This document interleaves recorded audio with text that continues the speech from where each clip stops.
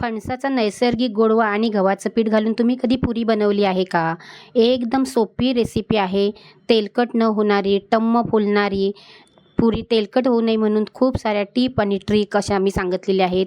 गूळ न घालता गोड होणारी पुरी आणि एकदम चविष्ट असा फणसाचा सुवास असणारी पुरी नक्की तुम्ही एकदा करून बघा. आजची फणसाची जर तुम्हाला ही पुरी आवडली तर नक्की लाईक करा आणि चॅनलवर जर पहिल्यांदाच आला असाल तर चॅनलला सबस्क्राईब करा.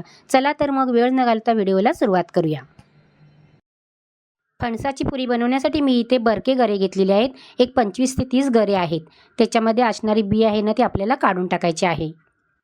बीच्या वरती पण एक पातळ असा पापुद्रा असतो, तो पण काढायचा. पण बरक्या फणसाचा सहसा ना आटलांबरोबर तो पापुद्रा निघून जातो. अशा पद्धतीने आपण सर्व गऱ्यांच्या बिया आहेत ना त्या काढून घ्यायच्या आहेत. ह्या बियांना आम्ही कोकणामध्ये आटला बोलतो. तुम्ही काय बोलता ना ते कमेंट करून सांगा. असे रसरशीत गरे असले ना रसाळवाले तर त्यांचे पुऱ्या किंवा घारगे वडे खूप छान होतात. सर्व गऱ्यांच्या बिया काढायच्या आहेत आणि मिक्सरला आपल्याला याची पेस्ट बनवून घ्यायची आहे.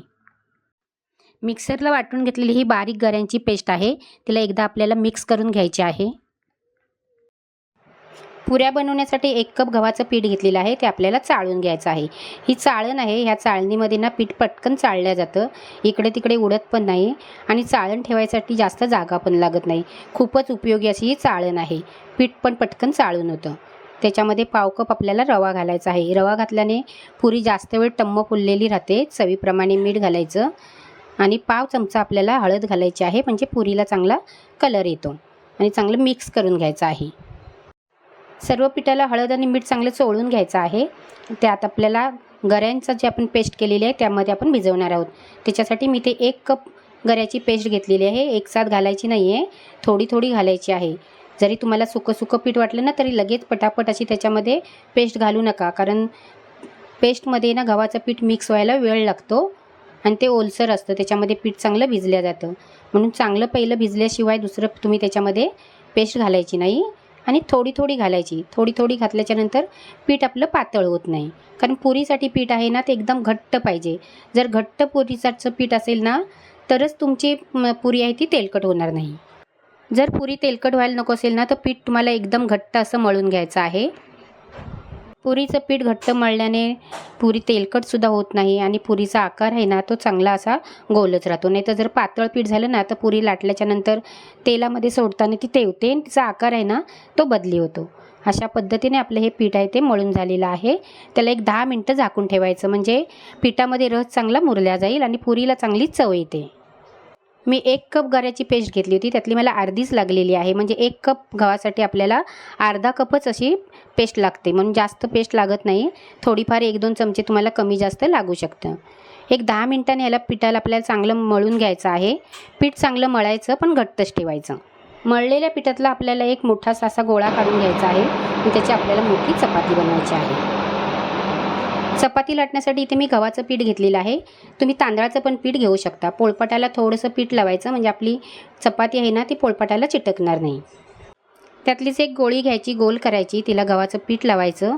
पीठ लावताना थोडंसंच पीठ लावायचं, जास्त पीठ लावायचं नाही आणि चपाती आपल्याला लाटून घ्यायची आहे. चपाती लाटताना ना पीठ जास्त लावायचं नाही. जास्त जर पीठ झालं ना तर मग पुऱ्या आपण तळतो ना तेव्हा ते तेलामध्ये सर्व पीठ जातं आणि मग ते पीठ करपतं आणि तेल खराब होतं. अशा हातावरनं चपाती इकडून तिकडून बघायची, म्हणजे आपल्याला समजतं कुठच्या साईडनी जाडी आहे ती, मग तशी आपण त्या साईडने लाटायची. पुरीसाठी चपाती लाटतो ना तेव्हा दोन्ही साईडने लाटायची, म्हणजे सर्व साईडनी चपाती एकसारखी होते, जाड बारीक अशी होत नाही. आणि जास्त जाडी लाटायची नाही आणि जास्त पातळी लाटायची नाही. बघू शकता तुम्ही किती पातळ आहेत. आपली बोटं आहेत ना ती पण चपातीतून दिसत आहेत. अशा पद्धतीने आपल्याला पातळ अशी लाटून घ्यायची आणि गोल आकार पाहिजे म्हणून कुठल्या तरी एका भांड्याने, धारदार भांड्याने अशी कापून घ्यायची. तुम्ही ना लादीवरती मोठी चपाती लाटायची, म्हणजे भरपूर पुऱ्या एकसाथ निघतात. आणि ही जास्तचं पीठ असेल ना ते काढून घ्यायचे आणि मळून त्याला परत लाटून घ्यायचे आहे. जास्त अशा पुऱ्या लाटून झाल्या की नंतरच आपल्याला तेल गरम करायला ठेवायचं आहे. आणि पुऱ्यांसाठी तेल आहे ना ते गरम करायचं, पण एकदम पण कडकडीत गरम करायचं नाही. थोडंसं पीठ टाकून बघायचं, असे बुडबुडे आले ना की समजायचं की तेल आपलं गरम झालेलं आहे. पुऱ्या तळून झाल्याच्या नंतर ह्या अशा तरी चाळणीवर तरी काढायच्या, नाही तर अशी जाळी असेल ना तर जाळीवरती काढायच्या, म्हणजे तेल खाली नितळतं आणि पुऱ्या आपल्या तेलकट होत नाहीत. तेल आपलं चांगलं गरम झालेलं आहे. त्याच्यामध्ये पुरी घालायची आहे आणि गॅसची फ्लेम मध्यम ठेवायची आहे. एकदम मोठी ठेवू नका. एकदम मोठी ठेवलेत ना तर पुरी पटकन अशी करपते. आणि तिला पलटी करायची आणि पलटी करूनसुद्धा आपल्याला चांगली खरपूस अशी तळून घ्यायची आहे. जर तुम्ही गॅस मोठा ठेवलात किंवा तेल तुमचं खूपच कडकडीत असेल तर पुरी वरून ना लगेच लाल होते आणि आपण काढतो, पण ती आतमध्ये ना कच्ची राहते. जेवढी तुम्ही खरपूस तळणार ना तेवढी खायला पण चवीला लागते. अशी झाऱ्यामध्ये ठेवायचं म्हणजे तेल चांगलं नितळतं. झाऱ्यातल्या पुरीचं तेल नितळलं ना की नंतर तिला जाळीमध्ये टाकायची आहे. आपण कढईमधनं पुऱ्या काढून जर एकावर एक अशा जाळीमध्ये किंवा ताटामध्ये टाकले ना तर पुऱ्या तेलकट होतात.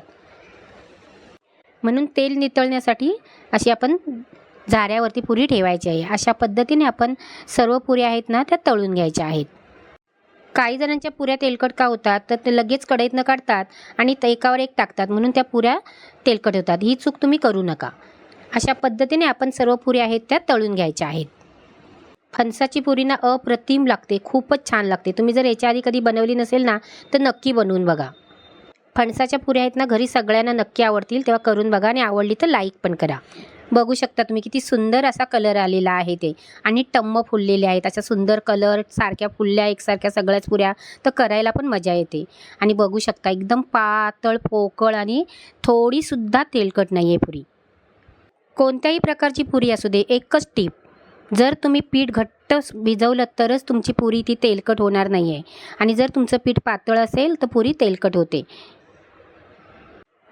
आणि रवा घालायचा. रवा घातल्याने पुरीना चांगली मस्त अशी खुसखुशीत पण होते आणि जास्त वेळ अशी फुललेलीच राहते. आजचा जर तुम्हाला हा फणसाच्या पुरीचा व्हिडिओ आवडला तर नक्की लाईक करा, कमेंट करा, तुमच्या मित्रमंडळींना शेअर करा. वेळात वेळ काढून तुम्ही माझे व्हिडिओ बघता त्याबद्दल मी तुमचे खूप खूप मनापासून आभार मानते. थँक्यू.